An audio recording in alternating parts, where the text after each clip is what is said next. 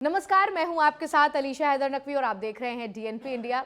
दरअसल फिजाओं में चुनावी मौसम है और बात सिर्फ हिंदुस्तान की नहीं, सरहद पार यानी कि अंतर्राष्ट्रीय लेवल पर भी एक नाम सुर्खियों में छाया हुआ कई दिनों से, डोनाल्ड ट्रंप।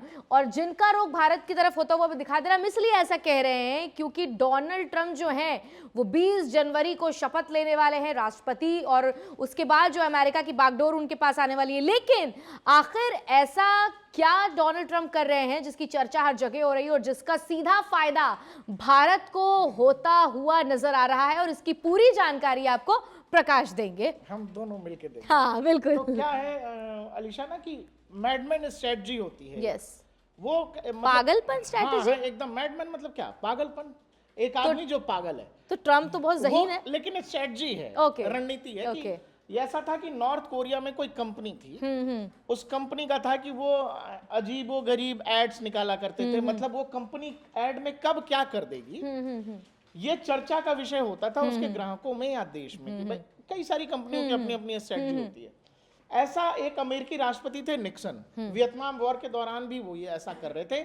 मतलब कि ये मतलब आप ऐसा समझ लो कि आप अपने कैरेक्टर की वजह से सामने वाले को ये समझना मुश्किल कर देते हो कि आप कब कौन सा फैसला करेंगे। लेकिन अभी तक तो उन्होंने शपथ नहीं ली है, लेकिन उससे पहले ये स्ट्रैटेजी अपना रहे हैं कि आपका कैरेक्टर कई लोगों का होता है कि वो कुछ लोग आसानी से समझ आ जाते हैं, कुछ लोग एक अचानक से अपने आप में बदलाव कर लेते हैं। अच्छा, मुझे हर कोई समझ रहा है, हाँ। तो अब मैं सब कुछ 360 बदल के रख दूंगा, कभी इधर कभी उधर। मतलब कई बार होता है ना जिग-जैग जैसा, कि आप समझ ही नहीं पा रहे हो कि ये आदमी क्या अच्छा, बिहार में एक टर्म है बौराना। आप कह सकते हो, क्या आप कह सकते हो। तो वही है मैडमैन स्ट्रेटजी। अच्छा, ट्रंप व्हाइट हाउस पहुंचने से पहले ये सब कर रहे हैं। वो देखो ना क्या कह रहे हैं ट्रंप कह रहे हैं कि ग्रीनलैंड ले लेंगे। यस, ग्रीनलैंड ले लो, कोई देश का मतलब नहीं है, कोई मतलब नहीं है, हमारे खर्चे पे चल रहा, हम कब्जा कर लेंगे। वो कह रहे हैं कि जी ये जो परमानेंट पनामा वाला जो वो रास्ता है, कह रहे हैं कि उस पे अमेरिकी नेवी कब्जा कर लेगी। कह रहे हैं कि अच्छा सुनो, ये जो कनाडा है हमारे पैसे पे चल रहा है, हमारी बिजनेस की वजह से चल रहा है। उसके जो प्राइम मिनिस्टर गए जब, ट्रूडो, अब तो रिजाइन कर दिया, ट्रूडो जब गए तो ट्रूडो को उन्होंने कहा हेलो मिस्टर गवर्नर डिनर में। वो डिस्टर्ब हो गए, बोला तो सच में बोर आ गए हैं। बोला गवर्नर क्यों बोल रहा है। ट्रम्प भाई बोले कि हमारे पास 50 राज्य हैं, तुम 51 नंबर बनोगे। अब समझो, एक देश का प्राइम मिनिस्टर डिनर पे गया है, उस मीटिंग में ऑलरेडी एलन मस्क भी हैं, और उसको ट्रंप कह रहे हैं कि तुमको हम राज्य बना लेंगे, और फिर अगले कुछ दिनों में ट्रूडो इस्तीफा दे देते हैं। ये पूरी कहानी ट्रंप इसलिए रच रहे हैं अलीशा। डोनाल्ड ट्रंप की नीति ही ये है कि हम जब तक व्हाइट हाउस पहुंचे या व्हाइट हाउस पहुंचने के बाद हमको जब जब आप ये कहेंगे कि हमने डोनाल्ड ट्रंप को समझ लिया, आपके सामने हम ऐसे कुछ आ जाएंगे कि अरे ये तो नए वाले हैं। नरेंद्र मोदी की राजनीति जो है देश में, जब जब हम लोगों को याद है, जब हम लोग मीडिया में शुरू आए थे ना, तो कोई भी सरकार जैसे किसी राज्य में या केंद्र में भी जब आती थी, तो पत्रकार बकायदा लिस्ट चला देते थे। इस आदमी को ये पोर्टफोलियो, ये जी फलाने मंत्री, ये फलाने मंत्री के पीए, ये सब चल जाता था। नरेंद्र मोदी आए 2014 में, तो ये जो पूरा का पूरा प्रोफॉर्मा था, पूरा का पूरा सिस्टम जो था, वो 360 बदल गया। किसी को कुछ नहीं पता है कब किसको कौन सी जिम्मेदारी मिल जाएगी, प्रधानमंत्री कब आके कौन सी घोषणा कर देंगे।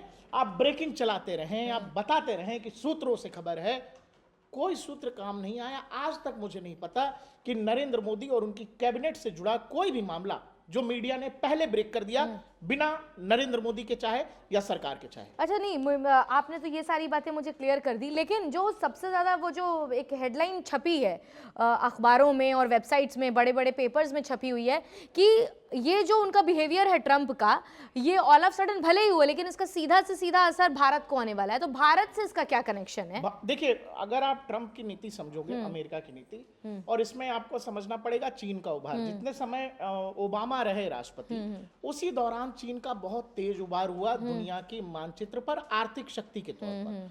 और उसी समय, जिस समय अमेरिका को टारगेट करना चाहिए था या काउंटर करना था चीन को आर्थिक शक्ति के तौर पर, उन्होंने टारगेट किसको किया? पारंपरिक रशिया को। रशिया आर्थिक ताकत नहीं है, रशिया सैन्य ताकत है। दुनिया को एक नए तरीके का वॉर कह लीजिए या कहानी चाइना ने दे दी कि आप लोगों को पैसा दे के फंसा सकते हैं। लोगों को, देशों को उसने पैसे दिए, आप देश इतने पैसे दे दिए कि बाद में वो देश लौटा नहीं पाया। तो जी लौटा नहीं पाए तो चलिए जी आपका ये बंदरगाह हमारा हो गया, आपकी ये हवाई पट्टी हमारी हो गई, आप हमारे पैसे से आपने ये हाईवे प्रोजेक्ट बनाया है, अब हाईवे का ब्याज आप दे नहीं रहे, तो चलिए ये हाईवे हम इस्तेमाल करेंगे, आप हमको। तो इस तरह से उसने दुनिया के देशों को डेट ट्रैप में फंसाया है, वो चाहे यूरोप के देश हो, बड़े देशों की बात कर रहा हूं, पूरा का पूरा अफ्रीका का यही हाल है। हमारे पड़ोस में बांग्लादेश देखें, श्रीलंका देखें, म्यांमार देखें, यही डेट ट्रैप में फंसे हुए। तो क्या इस तरीके की कभी उन्होंने हरकत भारत के साथ करने की कोशिश नहीं की, अमेरिका ने या प्रीवियस कभी किसी राष्ट्रपति ने? नहीं। आप जैसे चीन को देखोगे तो चीन ने फंसाया तो दुनिया की महाशक्ति के तौर पर ये अमेरिका को करना था कि वो चीन को काउंटर करता, लेकिन वो हमेशा एंटी रशिया सेंटिमेंट्स पे चलते रहे, चूंकि वहां की खुफिया एजेंसियां भी लंबे समय से उनकी जो प्लानिंग है, अमेरिकियों के बारे में ये कहा जाता है कि अमेरिकी जो है अगले 100-150 सालों की प्लानिंग सोच के चलते हैं। एक चूक जो अमेरिकी थिंक टैंक भी मानता है कि उनको चीन को पढ़ने में दिक्कत हुई। डोनाल्ड ट्रंप जब आए तो उन्होंने सारी चीजें जो हैं, अमेरिकी नीतियां जो हैं, वो रशिया से शिफ्ट कर दी चीन के खिलाफ। एंटी चीन सेंटिमेंट्स उन्होंने अमेरिका में उभारे। अमेरिका की यूनिवर्सिटीज के अंदर, अमेरिका के अंदर चीन इतने पैसे खिला रहा है बस इसीलिए कि प्रो चाइना माहौल अमेरिका के अंदर रहे। इस बात को वहां के राष्ट्रवादी अमेरिकी बहुत अच्छे तरीके से समझ रहे हैं, और यही कारण है कि डोनाल्ड ट्रंप जब आएंगे तो एक वॉर, जो बिजनेस वॉर जो होता है, वो चाइना वर्सेस यूएसए शुरू होगा। और जैसे ये वॉर शुरू होगा चाइना वर्सेस यूएसए, और बार बार वो इसीलिए कह रहे हैं कि एक तो बिजनेस वॉर शुरू होगा, दूसरा मिडिल ईस्ट में ईरान को सेध के रखेंगे वो, क्योंकि उनका सिंपल है। देखो, जिस दिन ईरान न्यूक्लियर पावर हो गया मिडिल ईस्ट के अंदर, उस दिन सबसे बड़ा खतरा हो जाएगा अमेरिका की बड़ी स्ट्रेटेजिक पार्टनर जो इजराइल है उसके लिए। अमेरिका और इजराइल किसी भी हाल में ईरान को न्यूक्लियर पावर नहीं होने देना चाहते। दूसरा उनका सिंपल है कि पहले अमेरिकी हित पर बात होगी। अमेरिकी हितों को जो भी लोग दुनिया में कहीं भी चोट पहुंचा रहे हैं, और सबसे ज्यादा चोट कौन पहुंचा रहा है? अमेरिका की जो सुपर पावर वाली ठसक है, उसको सबसे ज्यादा चैलेंज कौन कर रहा है? चाइना कर रहा है। तो इसीलिए चाइना के साथ एक बढ़िया वॉरफेयर वो बिजनेस के लेवल पर, यानी कुल मिलाकर अगर देखा जाए तो ये जो इनकी मैडमैन स्ट्रेटजी है, ये जो है ट्रंप के फेवर की ही बात है। अगर ट्रंप और अमेरिकियों की फेवर की बात है कि अगर दिखाना चाहे, और अगर आप भारत के भी लिहाज से देखोगे तो हमारे भी लिहाज से ये फायदे, मतलब एक छोटा सा समवेयर और दी अदर ये मैसेज है कि वी आर वेरी पावरफुल। एक चीज देखो, जिस दिन चाइना को ये लग गया कि डोनाल्ड ट्रंप को नहीं रोक सकते, डोनाल्ड ट्रंप पे तो गोली भी चल गई, वहां इंपीचमेंट भी आ गया, सब कुछ होते हुए डोनाल्ड ट्रंप रिपब्लिकन पार्टी के उम्मीदवार बन गए, चुनाव लड़े और जीत गए। जब चाइना को ये लगा, आपको ये बताओ, अचानक से हमारे डेप्सान, डोकलाम, इन सब इलाकों में भारतीय सेना और चीनी सेना के बीच, पीएलए के बीच डिसएंगेजमेंट हो जाता है। क्यों हो जाता है? क्योंकि चीन को पता है कि भारत से सैन्य शक्ति के रूप में नहीं लड़ सकते। दूसरा, पिछले 100 सालों से अधिक से अगर आप वो 13-14 दिन का जो भारत और चाइना का वॉर था वो निकाल दें, तो चीनी सेना पिछले लंबे करीब 100 साल से अधिक से चीनी सेना कोई लड़ाई लड़ी ही नहीं है। आप दुनिया में चाहे जितनी बड़ी फौज रख लें, जितने बड़े हथियार रख लें, फौज को जब तक आपने वॉर में ट्रेनिंग नहीं दिया, जब तक कोई बड़ी वॉर में आपकी सेना नहीं गई, तब तक आप कैसे कह सकते हो? वॉर मतलब लड़ाई वाला प्रैक्टिकल अलग है, घर में हथियार चलाना अलग है। तो इस बात को चीनी सैनिक बहुत अच्छे, और चीनी सरकार अच्छे तरीके से समझती है। आप ये बताओ, हाथ की लड़ाई थी वहां पर डोकलाम में, क्या हुई थी दुनिया को पता है। उन्होंने अपने सैनिकों के नाम तक नहीं दिखाए, और जिस दिन उनको लगा कि अमेरिका में अब ट्रंप को रोकना मुश्किल है, उनको पता है कि देखो, सूदखोर बनिया है चीन, वो लड़ना नहीं जानता है, वो लोगों को पैसों की धौंस, ये आर्मी की धौंस देके डराना जानता मतलब बस एक गीदड़ भपकी देता है। वो लड़ नहीं सकता, नहीं लड़ेगा, वो ताइवान से भी नहीं लड़ेगा।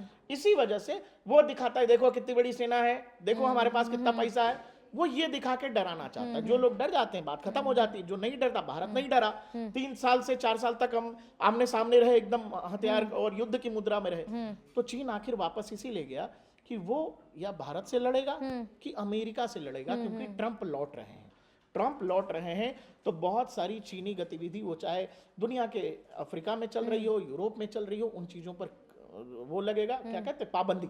और इसके अलावा टैरिफ की बहुत बड़ी लड़ाई है। तो चीनी प्रोडक्ट्स जो भी वहां जा रहे हैं या बिक रहे हैं, उन पर बहुत बड़ा तगड़ा घमासान ट्रंप मचाने वाले हैं।